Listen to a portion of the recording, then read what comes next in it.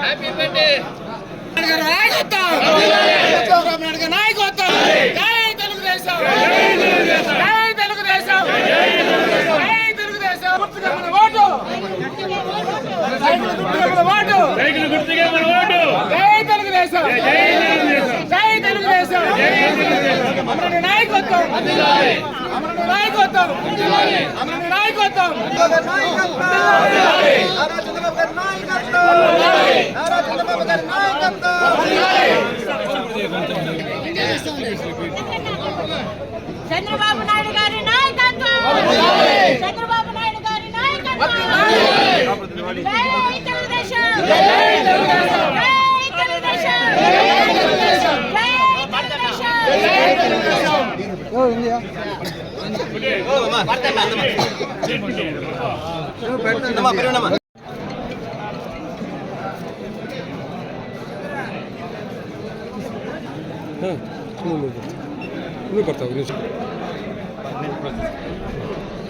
అందరికీ నమస్కారం.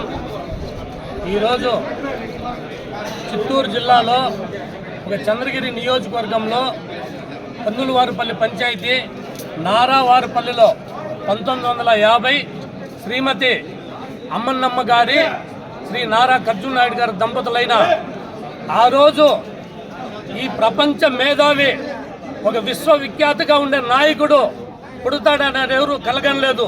చిన్న మధ్య తరగతి వ్యవసాయ కుటుంబంలో పుట్టినటువంటి గౌరవనీయులు మాజీ ముఖ్యమంత్రి వర్యులు నారా చంద్రబాబు నాయుడు గారు అతను స్కూల్ విద్యాభ్యాసం నుంచే నాయకత్వ లక్షణాలు పుణికి పుచ్చుకొని ఈరోజు ఆయన ఒక అన్యాయమైన కేసులు అరెస్ట్ చేస్తే ప్రపంచ దేశాలంతా కూడా నాయుడు గారు ఇది ఇంత అన్యాయం జరిగిందని ఉవ్వెత్తున ఎగసిపట్టిన ఉద్యమ కెరటంలా మనం కూడా ప్రజానీకాలు చూస్తున్నాము.